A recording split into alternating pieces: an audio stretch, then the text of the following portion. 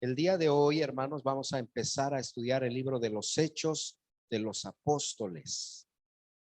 El libro de los Hechos de los Apóstoles. Entonces, pues rápidamente, si trae su Biblia, yo le pido que busque ahí en su Biblia el libro de los Hechos de los Apóstoles.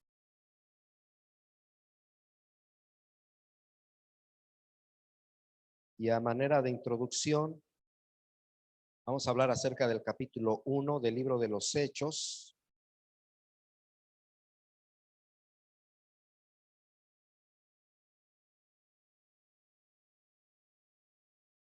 Libro de los Hechos, capítulo 1. Está muy interesante también. Me adelanto para decirles que en el libro de Juan, o en el Evangelio según San Juan, hablamos todo acerca de la persona del Señor Jesús, ¿verdad?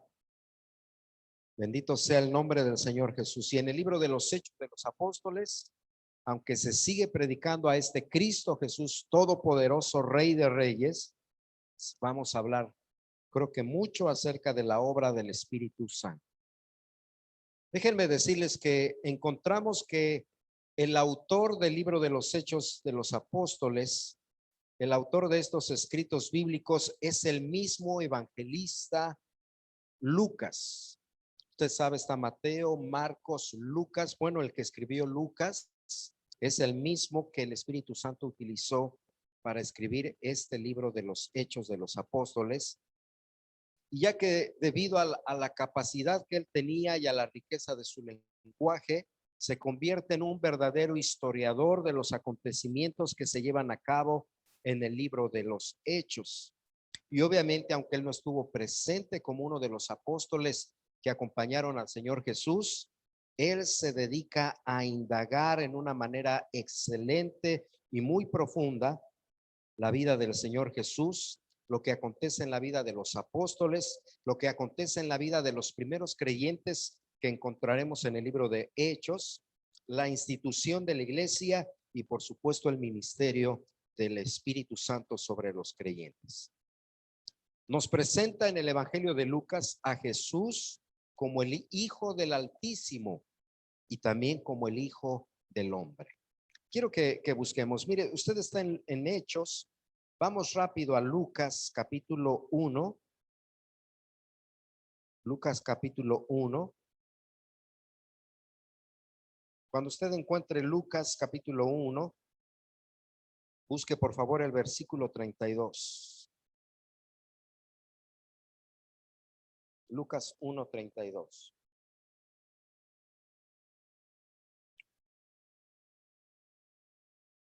Lucas 1, versículo 32.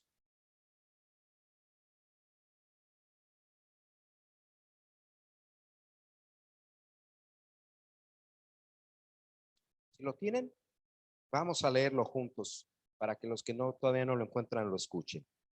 Dice así: hablando de Jesús, será grande y será llamado Hijo del Altísimo. Y ahora vamos al capítulo 6, por favor, de Lucas. Sí, gracias. Lucas capítulo 6, versículo 22. Y mire lo que dice al final del versículo: bienaventurados seréis cuando los hombres os aborrezcan y cuando os aparten de sí y os vituperen y desechen vuestro nombre como malo por causa del Hijo del Hombre, por causa del Hijo del Hombre. Entonces encontramos que en Lucas, después lo estudiaremos, él nos presenta a Jesús como el Hijo del Altísimo, para que nos demos cuenta que realmente el Padre Celestial es el Padre de nuestro Señor Jesucristo, pero nos lo presenta como Hijo del Hombre también. Vamos al capítulo 1 otra vez de Lucas. Y mire lo que dice, aunque repito, después lo estudiaremos, pero a manera de introducción al libro de Hechos, mire lo que dice capítulo 1, versículo 1. Dice: puesto que ya muchos han tratado de poner en orden la historia de las cosas que entre nosotros han sido como ciertísimas, tal como nos lo enseñaron, principio lo vieron con sus ojos y fueron ministros de la palabra. Desde su primer tratado, ahorita vamos a ver qué es lo que dice, el evangelista Lucas le llama, este es un tratado. Desde su primer tratado nos muestra su preocupación en ser fiel, en mostrarnos con detalle todo lo que sucedió, con precisión de detalle, y aunque, como decíamos, él no vivió, él se dedicó a indagar. Usted ve ahí como dice, tal como nos lo enseñaron. Ahora mire el versículo 3, por favor. Dice, me ha parecido también a mí después todas las cosas desde su origen, escribírtelas por orden, oh excelentísimo Teófilo. El 4, para que conozcas bien la verdad en las cuales has sido instruido. Aquí en estos dos versículos 3 y 4, quiero que note cómo dice, me ha parecido bien, y luego añade, después de haber investigado, y dice, con diligencia. Cuando el escritor, algunas personas cuando dicen, ¿quién escribió la Biblia? Unos hombres. Y nosotros entendemos por la palabra de Dios que el Espíritu Santo fue el que dirigió, el que tocó y el que utilizó a las personas para que escribieran. Pero mire, sabe que normalmente la gente piensa, es que se sentaron, escribieron, pensaron, se imaginaron, y aquí Lucas nos dice, no es así. Aunque el Espíritu Santo está hablando a la mente y al corazón de ellos, el mismo Espíritu los lleva para indagar, para meterse en los escritos, para meterse en las cosas que ya estaban de historia, para estudiar en el Antiguo Testamento todo lo del pacto antiguo y luego decir, me ha parecido bien escribirte, pero no como alguien que escribe una carta, sino escribirlo después de haber investigado en una manera muy cuidadosa. Y luego dice, y lo escribo con orden. ¿Se da cuenta la diferencia de la palabra de Dios? Mire, en la actualidad contamos con libros de todos los temas, libros de ciencia ficción, donde el que escribe es muy bueno para imaginar. Y cuando uno lee un libro, uno queda atrapado con, ay, ¿qué le va a pasar? ¿Lo van a atrapar? ¿Lo van a matar? ¿Qué va a ocurrir? Porque el escritor es demasiado bueno para atraparnos en la historia que él está inventando. Hay libros de historia y sabe que aún la historia, aunque la indagan, yo no sé si usted ha visto, dicen por ahí, demasiadas cosas que están saliendo por internet. ¿Sabe usted que la historia de Estados Unidos no es como nos la dicen? Ya empiezan a sacar cosas con que no, es que en los años estos, cuando sucedió esto, en realidad no fue así. Lo que pasa es, y ya nos avientan un poco quizás de mentira, bueno, además de libros de historia, hay libros de matemáticas, hay libros de ciencia, que con el pasar de los años, normalmente se ha dicho, se ha tenido que corregir algunas cosas porque estuvieron equivocadas, o se le ha tenido que añadir otras más para comprobar la verdad de ellas. Cuando encontramos la Biblia, hasta el día de hoy, los verdaderos predicadores y estudiadores o teólogos de la Biblia dicen, no necesitamos añadirle nada a la palabra de Dios. No necesitamos añadir. Y tampoco necesitamos corregirlo, porque aunque fueron hombres los que escribieron, el Espíritu Santo se dedicó a prepararlos, a capacitarlos y a enviarlos a indagar con diligencia para luego escribir hacia nosotros con orden. Y aunque la Biblia no es un libro histórico, tiene la historia de la vida del Señor Jesús, y después estudiaremos también algunos otros versículos, como nos dice el Espíritu Santo, que fue escrita para nuestra enseñanza, a fin de que nosotros no repitamos los errores de la gente que vivió antes de nosotros. Pero luego el versículo 4 dice, para que conozcas bien la verdad de las cosas en las cuales has sido instruido. ¿Por qué estamos estudiando el Evangelio de Juan? Y ahora, ¿por qué estamos estudiando detenidamente el libro de los Hechos? Y la palabra de Dios nos dice, pues para que conozcas bien la verdad, para que conozcas bien la verdad. El cristiano debe de tener su fe puesta sobre la palabra de Dios.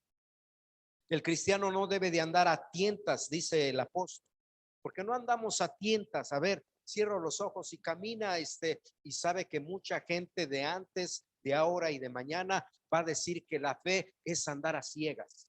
O es que el cristiano, a ver, ¿cuántos tienen fe que deben de traer el diezmo? A ver, usted cierre los ojos, saque la cartera y délo. No, tiene que haber una verdad en la palabra de Dios. ¿Por qué el cristiano se reúne todos los domingos y va? Y dicen muchos, es que les lavan el coco. No, hay una verdad. Tiene que haber una verdad. Por eso todo lo que se predica y se enseña tiene que ser comprobado firmemente y fielmente con la palabra de Dios. Y esta es la razón por la que este ministro llamado Lucas se dedica a escribir tanto el Evangelio de Lucas como el libro de los Hechos, y lo dedica a esta persona, un excelentísimo, o una persona de muy buen carácter, probablemente rico, probablemente en una posición de altura, ¿verdad? Y se llamaba Teófilo. No se sabe mucho de Teófilo, pero sí vamos a aprender mucho acerca del Espíritu de Dios. Entonces sabemos que ambos escritos los dedica a esta persona, y también sabemos, después lo vamos a ver por el apóstol Pablo, no lo busca en Colosenses capítulo 4, nos dice que Lucas era un médico amado, le dice. Bueno, ahora sí vamos a regresar a Hechos, capítulo 1.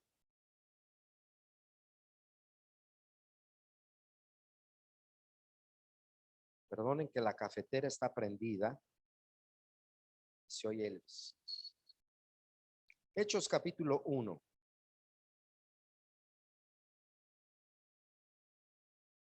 Cuando lo encuentre, diga gloria al Espíritu de Dios.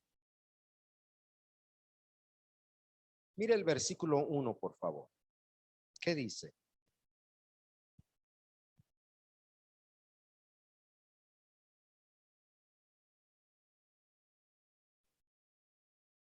Y ahora ya le vamos a entender, ¿verdad? Cuando uno lee Hechos y dice en el primer tratado, ¿qué quiere decir en el primer tratado? Que él ya había escrito uno antes, y ese es el Evangelio según San Lucas.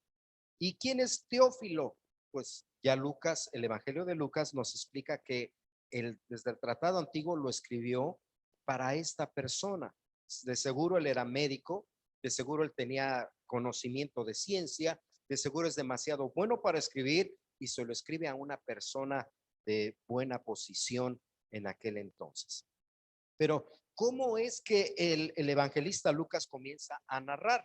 Aquí vamos a jugar un poco, bueno, no a jugar, vamos a saltar como lo hemos estado haciendo con algunos versículos. Si se regresa a Lucas, capítulo 24, para que entienda cómo es que el evangelista Lucas está hablando. Lucas capítulo 24, el versículo y los versículos 50 y 51.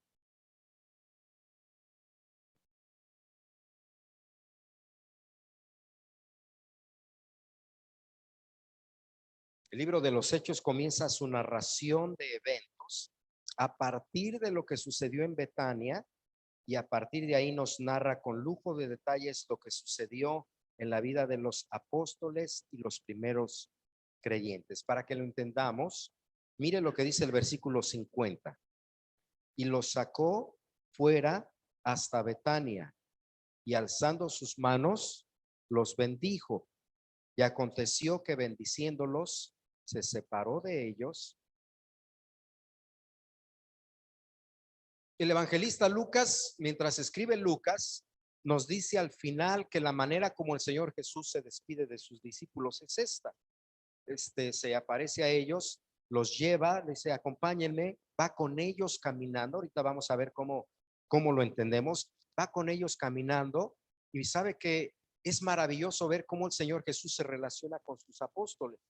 Los junta ahí, los tiene, y el pastor José hablaba de ello cuando leímos Juan, que les dice, pasa a vosotros, ¿verdad? Y se les aparece una vez, se les aparece a la orilla del mar, ¿verdad? Y se les aparece en otras ocasiones, pero en la última vez que se les aparece, platica con ellos y luego les dice, acompáñenme. Y aquí ya nos dice, y lo sacó fuera hasta Betania. ¿Saben lo que después ahorita lo vamos a descubrir? que a partir de aquí el evangelista Lucas solamente se limita, quizás porque ya había escrito mucho, pero ahora sí, si me acompaña otra vez, regresamos a Hechos capítulo 1, para que vea lo hermoso de cómo comparte el Señor con sus discípulos.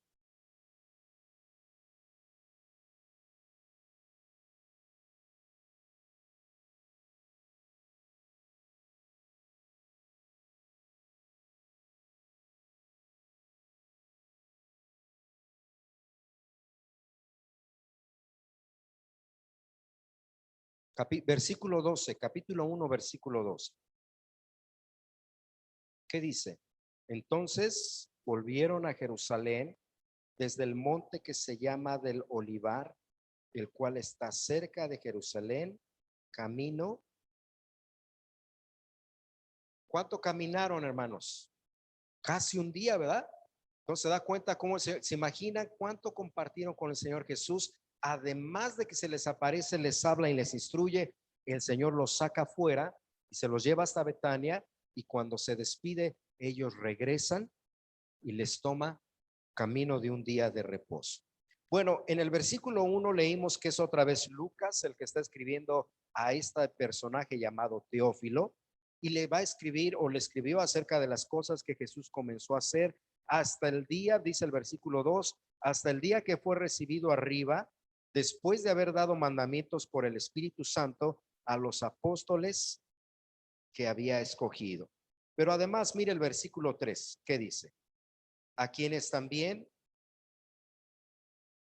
se presentó y apareciéndoseles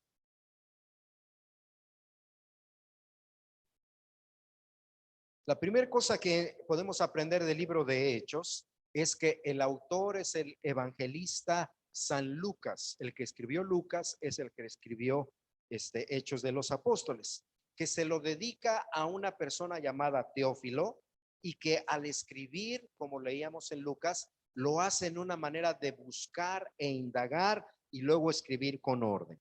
La segunda cosa que debemos aprender de este primer capítulo es que el Señor Jesús, después de que resucitó, dice aquí el versículo 3, se le apareció por un periodo de 40 días, tal vez todos los días se les aparecía a los discípulos, y dice, se les presentó vivo, vivo, y lo hizo con muchas pruebas indubitables. Se les presentó vivo. Entonces, ¿cuáles son algunas de esas pruebas? Pastor José hablaba de que él compartió el pescado con ellos. ¿Se acuerdan? Llegó ahí al mar, ellos estaban pescando, no pudieron, y les dijo, echen la red al lado derecho. Ellos la sacaron, venían muchos peces, pero él ya tenía un pescado ahí, ya friéndose ahí sobre las brasas, y compartió comida con ellos. Otra de las pruebas indubitables es que le dijo a Tomás, a ver, mete tu dedo aquí. Para los que dudan que el Señor Jesús fue crucificado al estilo romano, y no sé si se ha dado cuenta, ahora científicamente se dice que no pudo haber sido en la palma de la mano, que tuvo que haber sido sostenido de aquí, clavado, y además amarrado aquí, porque la palma no. Pero Jesús le dice, mete tu dedo en mi mano. Cuando vemos la escritura, entonces no fue el brazo, fue la palma de la mano. Pruebas indubitables.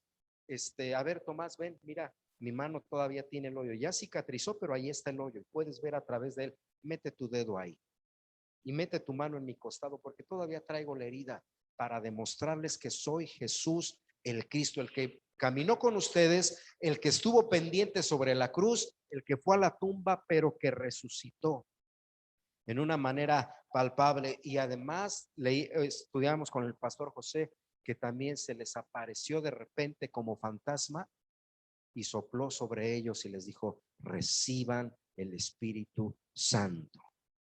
Entonces, demasiadas pruebas indubitables el Señor les manifestó, ¿verdad? Tercer cosa que aprendemos en el capítulo 1 está en el versículo 4, por favor. ¿Qué dice el versículo 4? Y estando juntos, les mandó que no se fueran. La promesa del Padre, la cual les dijo, La tercera cosa que aprendemos es que el Señor Jesús les recuerda la promesa. ¿Se acuerdan cuando en el Evangelio según San Juan estudiamos en los capítulos 14 y 15 y creo hasta parte del 16 donde el Señor Jesús les dice, yo no los voy a dejar huérfanos. Cuando yo me vaya les voy a enviar al Consolador, ¿verdad? Y otra vez les repite, el Padre Celestial, una vez que yo esté allá, Él les va a enviar al Espíritu de verdad. Él los va a guiar a toda verdad, porque va a hablar de mí y va a hablar del Padre y porque va a tomar de lo mío, porque ustedes son míos, aunque ustedes, y hace un juego de palabras, ¿verdad? Ustedes son del Padre, pero como son del Padre realmente son míos, pero como son míos van a ser del Espíritu Santo. Y entonces aquí otra vez al despedirse les recuerda la promesa. No se olviden, no van a estar solos. No se olviden, les voy a dejar al Consolador. No se olviden, cuando ustedes se preguntan, ¿cómo voy a aprender de la Biblia? A veces no la entiendo, a veces la leo, pero no se me queda tan grabada. A veces ando por allá y me siento solo. A veces, pues con toda tristeza mis familiares se van, o seres queridos o amigos, y uno siente, y el Señor Jesús vuelve a recordar, no vas a estar solo, creyente. El Espíritu Santo está contigo en tu mente, en tu corazón, en tu cuerpo, porque ahora somos el templo del Espíritu Santo de Dios y además Él va a estar con ustedes todos los días hasta el fin del mundo. Entonces es importantísimo que ese detalle tan pequeño, y no se vayan, recuérdense que el Espíritu Santo va a venir sobre ustedes. Ya se los había dicho, pero la importancia del impacto es que, como ya lo dijimos, mente, corazón, cuerpo y todos los días para acompañarnos. En cuarto lugar, el Señor Jesús a través, o el Espíritu Santo a través de este capítulo, nos enseña algo muy importante, hermanos. Después ustedes lo van a leer, pero mire, vamos al versículo 5 y vamos a leer hasta el versículo 8. Versículo 5, acompáñenme. Porque Juan ciertamente bautizó con agua, mas vosotros seréis bautizados con dentro. Entonces los que se habían reunido le preguntaron diciendo, Señor, ¿restaurarás el reino a Israel en este tiempo? Y les dijo, no os toca a vosotros saber los tiempos o las sazones que el Padre puso en su sola potestad, pero recibiréis poder cuando haya venido sobre vosotros el Espíritu Santo, y me seréis testigos en Jerusalén, en toda Judea, en Samaria y hasta lo último de la tierra. En cuarto lugar, el capítulo 1 nos enseña qué es lo más importante de la vida cristiana. A ver, ustedes ya lo leyeron. ¿Qué es lo más importante de la vida cristiana? Ser bautizados con el Espíritu Santo para que el resultado ahora sí sea ser testigos, ¿verdad? El cristiano Betel, tiene que recordar que lo más importante es ser llenos del Espíritu Santo, ser bautizados, recibir esa capacidad, recibir ese poder, recibir no solamente la compañía. Mire, un ejemplo muy práctico que siempre utilizamos es, yo aquí en el bolsillo puedo traer un billete de a 100, pero ya lo traigo y no lo siento. Y ya lo traigo y algunas veces hasta puedo mandar a lavar el pantalón y el pantalón se va a lavar con todo y el de a 100 se mete a la secadora y el billete sigue intacto ahí. Y me lo vuelvo a poner. Pero lo importante es hasta que saco el billete y voy a la tienda y me gasto el billete. La iglesia ha recibido el Espíritu Santo desde el día en el que creímos, fuimos sellados o recibimos el Espíritu Santo. Y el Espíritu Santo está ahí en nuestros corazones, trabajando en nuestra mente, moviéndose en nuestra voluntad, trabajando en nuestra conciencia para decir, no hagas esto, o mejor ve y haz esto, moviéndose en nuestra vida diaria. Y algunas veces lo que la iglesia necesita recordar es lo más importante. Yo tengo el Espíritu Santo, pues tengo que llenarme. Y tengo que decirle, bautízame con tu poder. Ya recibí el bautizo con agua, pero el bautizo con agua solamente es una señal que no hace nada, no cambia en mí nada. Hermanos, agarramos agua y la ponemos en la cabeza de los creyentes, o algunas personas la sumergen. No sucede nada en la vida de la persona a menos que reciban el bautismo del Espíritu Santo. Por muchos siglos, bueno, a partir del siglo XIX se empezó a empujar esta idea de no puede ser agua en la cabeza, la persona se tiene que sumerger, y empezó a haber división en la iglesia porque los tienes que sumerger, y si no los sumerges entonces no va a haber, porque mira, Cristo fue metido a la tumba y entonces el cristiano tiene que meterse al agua para salir nueva criatura. El que hace todas las cosas nuevas es el Espíritu Santo de Dios, no el agua y no el bautismo. Por eso vea la importancia de leer, para, no lo digo de manera ofensiva, pero para las personas que se dedican mucho a querer sumergir a las personas, miren, Juan los sumergía. Y el Señor Jesús aquí les dice, Juan los bautizó. ¿Cómo? Pero no importó, a menos que sean bautizados con el Espíritu Santo. Entonces, Betel, necesitamos buscar ser bautizados o llenos o investidos con el poder y el bautismo del Espíritu Santo. Necesito decir, aquí traigo el de a 100, que es el Espíritu Santo. Espíritu de Dios, vente a mis manos para bendecir, vente a mi boca para hablar con verdad, vente a mi pensamiento para que me ayudes y controles, vente a mi cuerpo, a mi carne, para que doblegues la carnalidad y ya no cometa pecados, vente a mi familia para que, ¿se da cuenta? El bautismo, el poder, la investidura, la capacitación con el poder del Espíritu Santo es lo que necesitamos hoy en día, porque ustedes fueron bautizados. ¿Por qué es lo más importante? Otra parte de la vida práctica en la vida cristiana o en la historia de la iglesia. Entonces dice el versículo 6, los que se habían reunido le preguntaron diciendo, ¿qué le preguntaron al Señor? ¿Restaurarás el reino a Israel? Ya habían sido conquistados con la palabra del evangelio y todavía tenían sus ojos puestos en las cosas terrenales. Ahora, yo no sé si usted lo ha escuchado, todavía se dice y se mira mucho, la iglesia de hoy debe de tener su mirada puesta en Israel. Y la iglesia de hoy debe de estar, porque cuando ataquen a Israel es que la venida del Señor va a aparecer. Y otros se regozan, en el año, ahorita ya mis fechas están un poco, mal, pero en el año X ya Israel volvió a ser nación, un estado independiente, y de a partir de ahí comenzó la última generación. Ya Cristo está cerca. ¿Restaurarás el reino? No les corresponde, o sea, no necesitan saber cuándo Israel va a ser restaurado en ese sentido, porque de hecho, aunque Israel se restaure, la iglesia no va a cambiar a menos que sea bautizada con el Espíritu Santo. A veces nos vamos a la magia sin querer, queriendo. A ver, vamos a ver qué pasó en Israel. Están atacando a Israel. A lo mejor ya viene el Señor Jesús. El Señor Jesús está cerca desde el día que partió a los cielos. Por eso los apóstoles predicaron: arrepentíos, arrepentíos. Por eso el apóstol Pablo escribió acerca de las señales, para decir, no se deben de confundir, no va a venir antes que venga esto, esto y esto. Pero aunque ustedes vean eso, o sea, nos falta, porque el día y la hora nadie lo sabe. Pero sabe que hay un grupo de creyentes cristianos que se enfocan mucho en Jerusalén, en Israel, y todo lo que ocurre ahí a veces quieren que afecte a la iglesia. Mire, por ejemplo, ya no nos gusta mucho a veces hablar acerca de Jesús como Jesús, porque es nuestro lenguaje. Queremos hablar acerca de Yeshua.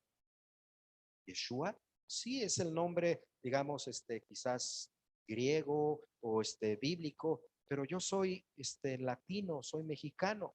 Mi traducción del bendito nombre de mi maestro es Jesús el Cristo, ¿verdad?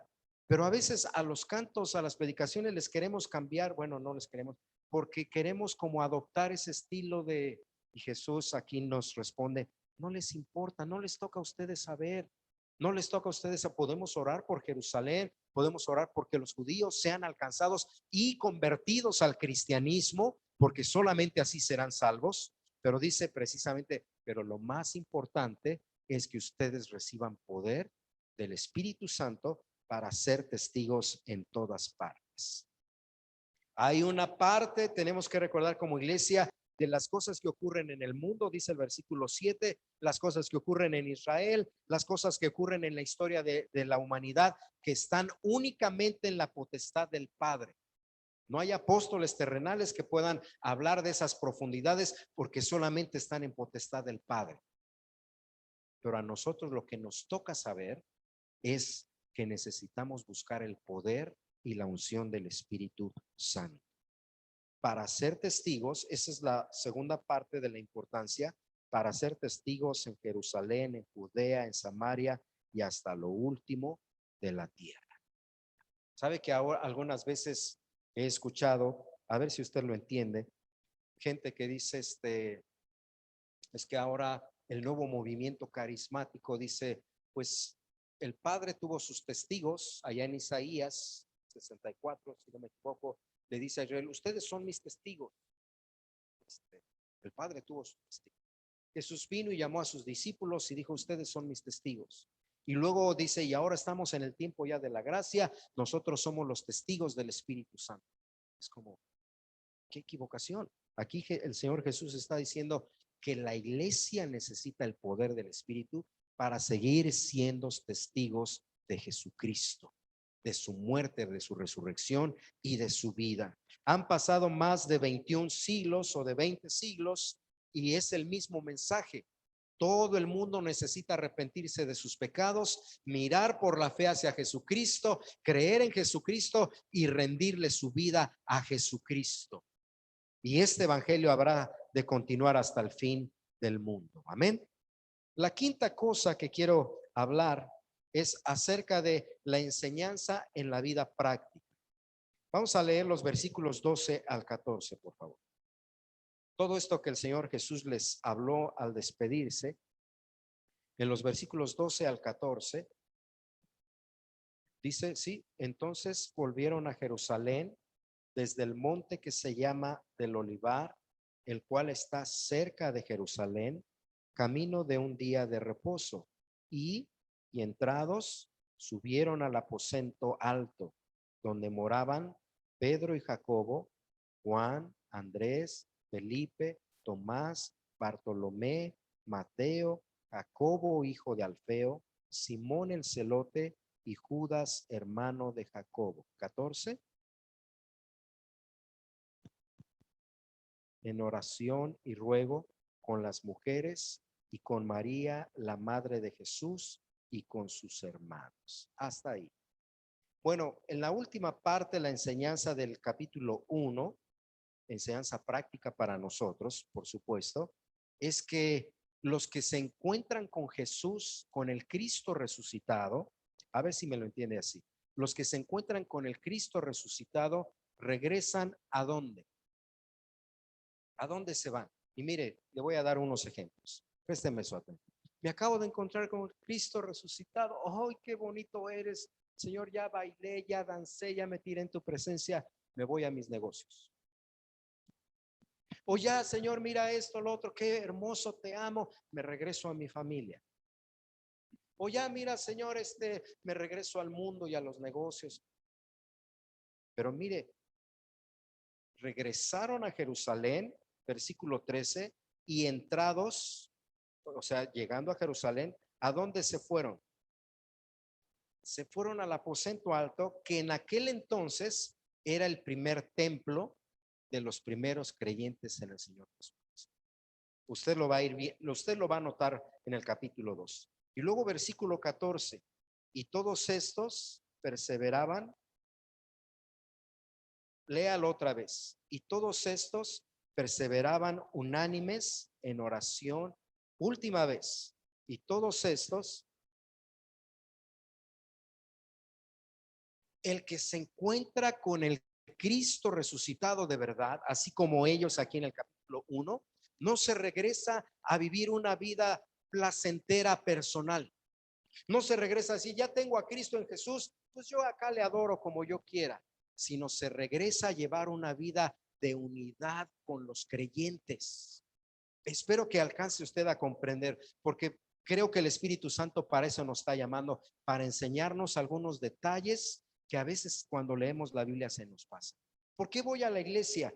Porque mira, los primeros creyentes cuando se encontraron con Jesús, lo primeritito que hicieron fue hacer grupo, no separarse. No decir, yo acá le adoro a mi manera. No, yo me voy al trabajo. No, yo me voy a la escuela. Aunque tenían vidas personales y trabajos, lo importante para ellos era, nos vamos a congregar y lo vamos a esperar. ¿Sabe que aquí usted lo dice? Y cuando llegaron, subieron al aposento alto. Se imagina, a ver, vamos a suponer, Señor Jesús se nos aparece, ¿y qué vamos a hacer? Bueno, hermanos, como le hacemos aquí, Dios les bendiga, nos vemos el miércoles, bye bye. Salieron tan tocados e impactados de encontrarse con el maestro y de despedirse, que en lugar de irse a llorar, vámonos al aposento alto. Él dijo que está cerca la venida del Espíritu Santo. Y por eso en el 14 perseveraban unánimes en oración y ruego. ¿No se le hace emocionante? Mire, nada más para que lo vea. Capítulo 2, versículo 1. Capítulo 2, versículo 1. Para que no nos quedemos a medias. Capítulo 2, versículo 1 dice, cuando llegó el día de Pentecostés, estaban dos y de repente hasta ahí. Porque lo que quiero que note, vea cómo era continuo. Y cuando era el día de Pentecostés, estaban todos unánimes, ¿qué más? Juntos. O sea, no solamente estaban together, estaban en unidad, en un mismo pensamiento, en un mismo sentir. ¿Qué hacen aquí, fanáticos? Váyanse a su casa. No, este es el día del Señor. Es el día para glorificar a Jesús. No es el día para estar en el trabajo. No es el día para perderlo en las tiendas. No es el día para andar en desayunos. No es el día para andar en comidas. No es el día para gastarlo en la familia. No es el día para irnos, no sé, de vacaciones. Es el día del Señor. Y la iglesia ha perdido eso, hermanos. ¿Qué es el domingo? Es el día que vamos a la iglesia. No es el día que vamos a la iglesia, es el día del Señor. Cuando es el día que vamos a la iglesia es como, es el día de ir a la escuela, pero hoy no tengo ganas de ir, mamá. Aquí déjala, sí, ándale pues, hijo, prende la tele y quédate. Al rato te pones al corriente. Eso es la escuela. Aún en el trabajo, yo no sé cómo sean, creo que todos son muy puntuales, pero algunas veces yo ya les he contado, yo así como, ahora que andamos bien, sabes que no voy a ir. A los oídos, casi se me revientan la cabeza, la garganta. Ustedes me vieron el miércoles con mis gallitos, no podía ni cantar ni hablar. No, el jueves yo ya no aparecí en el trabajo. Además fui al hospital unos análisis. Ya no aparecí en el trabajo. Pero cuando se trata del domingo, es que es el día del Señor. No es el día de la iglesia. Es muy fácil, Pastor José, así miren, con todo respeto, ahí te va, encárgate del culto, estoy muy enfermo. Es que no es encárgate del culto, es el día del Señor. Puedo quedarle mal a todo mundo, medio mundo allá, pero al Señor no le puedo quedar mal. Usted leyó ahí en el capítulo 2 que dice, cuando llegó el día de Pentecostés, o sea, el día del Señor, estaban todos unánimes. No, perdón, allá se quedó el pastor Pablo enfermo, ya no recibió el bautismo del Espíritu Santo. No, perdón, allá se quedó la hermana Lupita porque fue el cumpleaños del ex y ya no recibió el bautismo del Espíritu. Pero los que estaban allí en el aposento, o sea, en el templo, estaban orando, estaban unánimes, estaban adorando a Dios, estaban esperando con hambre que venga el Espíritu Santo sobre nosotros, y sobre de ellos cayó el Espíritu de Dios. Algunas veces la iglesia se pierde la bendición por no venir a la iglesia. Yo me siento bien desanimado. Pues, ¿cómo no? Si llevas un tiempo de no venir. No, pero sí leo la Biblia. Sí, pero, o sea, tenemos que aprender a ver la receta del Espíritu de Dios es esa. Y mire, un último versículo. Lucas 24, para que vea cómo el evangelista Lucas precisamente toma con diligencia, nos escribe con orden y con claridad, y nos va a dar la misma enseñanza ahí en Lucas. Capítulo 24, versículos 52 y 53. Usted dice, eso no es cierto, pastor. Mire, ya leímos el 50, bueno, 50, yo voy a leer. Y los sacó en el 50 fuera hasta Betania, y alzando sus manos, los bendijo. 51, y aconteció que bendiciéndolos, se separó de ellos y fue llevado arriba al cielo. 52, léalo conmigo. Ellos, después de haberle adorado, con gran gozo. 53.